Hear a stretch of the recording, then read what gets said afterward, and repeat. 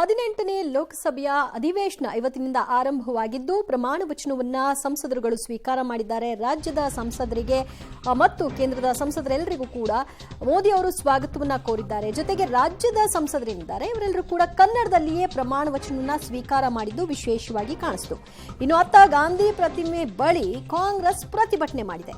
ಯಾವ ಕಾರಣಕ್ಕಾಗಿ ಕಾಂಗ್ರೆಸ್ ಪ್ರತಿಭಟಿಸಿತು, ಪ್ರಮಾಣ ವಚನ ಸಂದರ್ಭದಲ್ಲಿ ಅವರ ಉದ್ದೇಶ ಏನು, ಇದೆಲ್ಲದರ ಬಗ್ಗೆ ಒಂದು ವರದಿಯನ್ನ ಕೊಡ್ತೀವಿ. ಸದ್ಯ ಕನ್ನಡದಲ್ಲಿ ರಾಜ್ಯ ಸಂಸದರುಗಳು ಜೋಶಿ ಇರಬಹುದು, ಕುಮಾರಸ್ವಾಮಿ ಇರಬಹುದು, ಶೋಭಾ ಕರಂದ್ಲಾಜೆ, ಸೋಮಣ್ಣ ಇವರೆಲ್ಲರೂ ಕೂಡ ಕನ್ನಡದಲ್ಲೇ ಪ್ರಮಾಣ ವಚನವನ್ನ ಸ್ವೀಕಾರ ಮಾಡಿದ್ದಾರೆ. ಆ ಬಗ್ಗೆ ಒಂದು ವರದಿ ಹೀಗಿದೆ. 18ನೇ ಲೋಕಸಭೆಯ ಮೊದಲ ಅಧಿವೇಶನ ಆರಂಭ. ಪ್ರಮಾಣ ವಚನ ಸ್ವೀಕರಿಸಿದ ನೂತನ ಸಂಸದರು. 18ನೇ ಲೋಕಸಭೆಯ ಮೊದಲ ಅಧಿವೇಶನ ಇವತ್ತಿನಿಂದ ಆರಂಭ ಆಗಿದೆ. ಪ್ರಧಾನಿ ನರೇಂದ್ರ ಮೋದಿ ಸೇರಿದಂತೆ ಹೊಸದಾಗಿ ಚುನಾಯಿತರಾದ ಎಲ್ಲಾ ಸಂಸದರು ಪ್ರಮಾಣ ವಚನ ಸ್ವೀಕರಿಸ್ತಾ ಇದ್ದಾರೆ. ಇದಕ್ಕೂ ಮೊದಲು ರಾಷ್ಟ್ರಪತಿ ಭವನದಲ್ಲಿ ರಾಷ್ಟ್ರಪತಿ ದ್ರೌಪದಿ ಮುರ್ಮು ಅವರು ಲೋಕಸಭೆಯ ಹಂಗಾಮಿ ಸ್ಪೀಕರ್ ಆಗಿ ಭರ್ತೃಹರಿ ಮಹತಾಬ್ ಅವರಿಗೆ ಪ್ರಮಾಣ ವಚನ ಬೋಧಿಸಿದರು. मैं भर्तृहरि मेहताब जो लोकसभा का सदस्य निर्वाचित हुआ हूं, ईश्वर की शपथ लेता हूं कि मैं विधि द्वारा स्थापित भारत के संविधान के प्रति सच्ची श्रद्धा और निष्ठा रखूंगा. मैं भारत के प्रभुता और अखंडता अक्षुण्ण रखूंगा तथा जिस पद को मैं ग्रहण करने वाला हूं उसके कर्तव्यों का सदापूर्वक निर्वहन करूंगा. ಪ್ರಮಾಣ ವಚನ ಸ್ವೀಕರಿಸಿದ ಬಳಿಕ ಲೋಕಸಭೆಗೆ ಬಂದ ಹಂಗಾಮಿ ಸ್ಪೀಕರ್ ಭರ್ತೃಹರಿ ಮಹತಾಬ್ ಹಂತ ಹಂತವಾಗಿ ಎಲ್ಲಾ ಸಂಸದರಿಗೆ ಪ್ರಮಾಣ ವಚನ ಬೋಧಿಸ್ತಾ ಇದ್ದಾರೆ.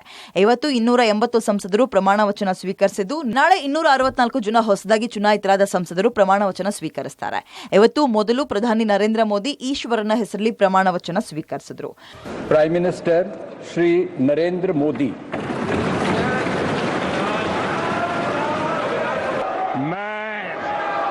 नरेंद्र दामोदर दास मोदी जो लोकसभा का सदस्य निर्वाचित हुआ हूं, ईश्वर की शपथ लेता हूं कि मैं विधि द्वारा स्थापित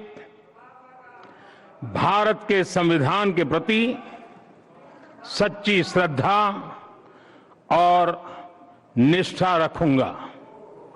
मैं भारत की प्रभुता और अखंडता अक्षुण्ण रखूंगा तथा जिस पद को मैं ग्रहण करने वाला हूं उसके कर्तव्यों का श्रद्धापूर्वक ನಿರ್ವಹನ್ ಕरूंगा. ಮೋದಿ ಬಳಿಕ ರಾಜನಾಥ್ ಸಿಂಗ್, ಅಮಿತ್ ಶಾ, ನಿತಿನ್ ಗಡ್ಕರಿ, ಶಿವರಾಜ್ ಸಿಂಗ್ ಖಟ್ಟರ್, ಮನೋಹರ್ ಲಾಲ್ ಖಟ್ಟರ್, ಪಿಯೂಷ್ ಗೋಯಲ್, ಧರ್ಮೇಂದ್ರ ಪ್ರಧಾನ್ ಪ್ರಮಾಣ ವಚನ ಸ್ವೀಕಾರ ಮಾಡಿದರು. ಪ್ರಮಾಣ ವಚನ ಸ್ವೀಕರಿಸಿದ ರಾಜ್ಯದ ಸಂಸದರು ಕನ್ನಡದಲ್ಲಿ ಪ್ರಮಾಣ ವಚನ ಸ್ವೀಕರಿಸಿದ ಜೋಶಿ. ರಾಜ್ಯದಿಂದ ಆಯ್ಕೆಯಾಗಿ ಕೇಂದ್ರ ಸಚಿವರಾಗಿರುವ ರಾಜ್ಯ ಸಂಸದರು ಪ್ರಮಾಣ ವಚನ ಸ್ವೀಕರಿಸಿದರು. ಮೊದಲು ಕೇಂದ್ರ ಸಚಿವರಾಗಿರುವ ಕುಮಾರಸ್ವಾಮಿ, ಪ್ರಹ್ಲಾದ್ ಜೋಶಿ, ವಿ ಸೋಮಣ್ಣ, ಶೋಭಾ ಕರಂದ್ಲಾಜೆ ಕನ್ನಡದಲ್ಲೇ ಶಪಥವನ್ನು ಸ್ವೀಕರಿಸಿದರು.